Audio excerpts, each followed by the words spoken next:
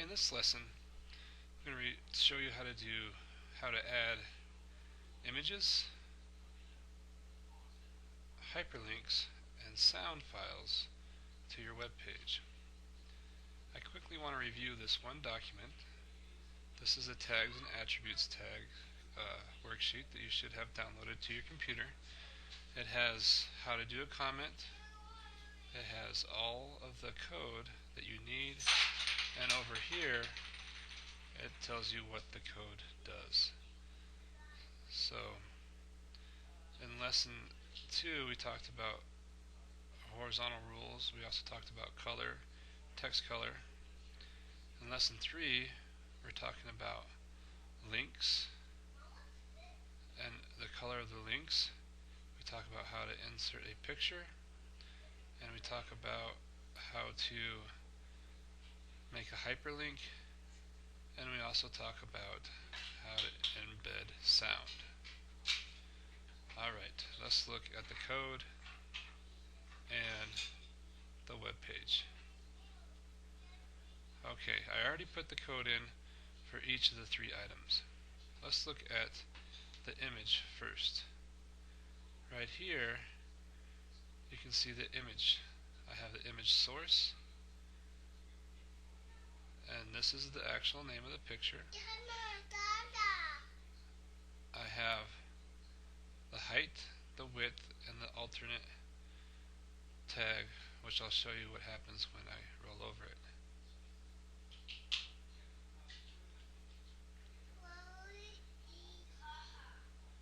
Alright, so if I was reading a screen reader, I'd read this as say Alt equals the fear of technology photograph. Okay, another thing I want to show you is how I have everything grouped together.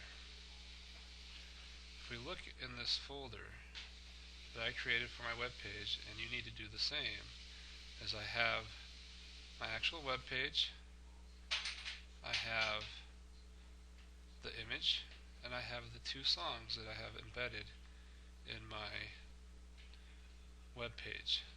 So therefore, all I need to put for the image is just the name of the image and the type of the image.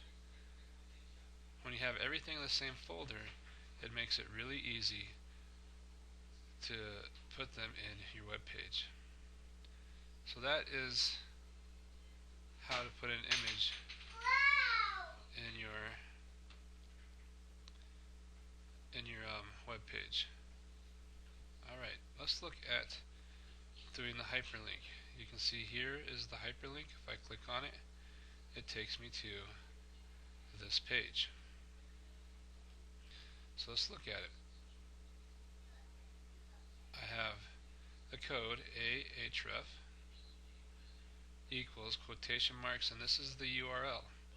And how I got the URL is I went to the website, I copied this, Control C, and then I just pasted it in between the quotation marks. I have target equals blank. Notice I have the underscore, and I also have this word W3C schools is the actual text for the link. So let's change that real quick. So let's say I want to put to learn more about HTML. Okay, file, save, come over here, refresh, and notice it added the words here. The URL does not show up, and when I click on it, it opens in a blank page. Okay, if I take out the target,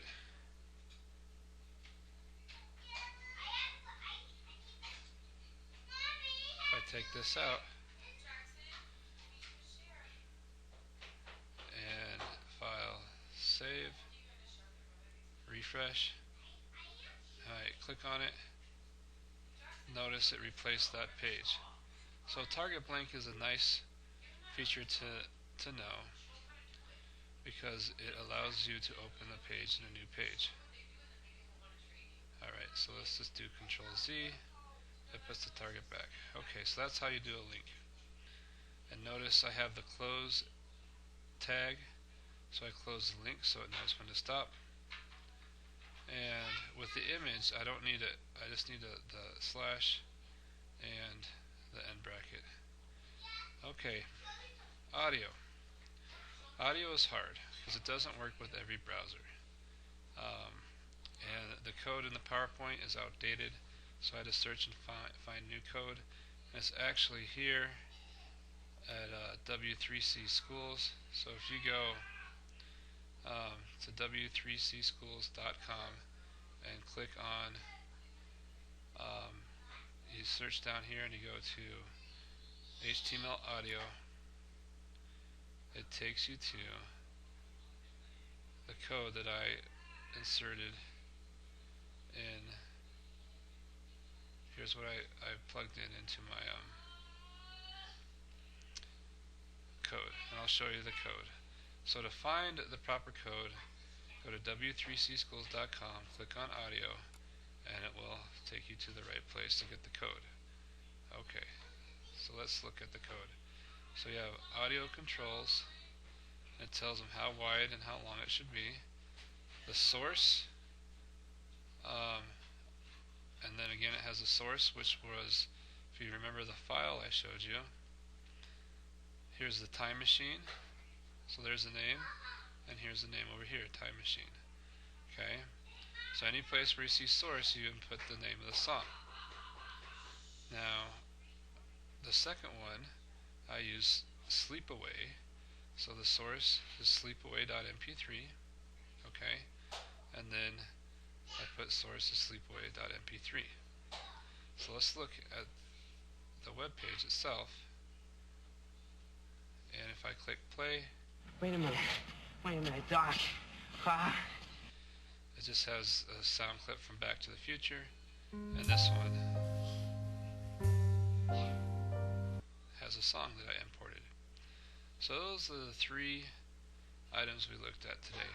One last thing I want to show you is if I take this web page and look at it in Mozilla Firefox, you will notice the difference.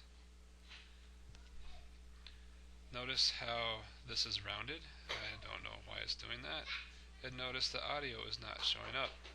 So it is good to try your website in two different browsers because you can see the differences between the two. Alright, that's it for today's lessons. If you have any questions, you can ask in class or send me an email.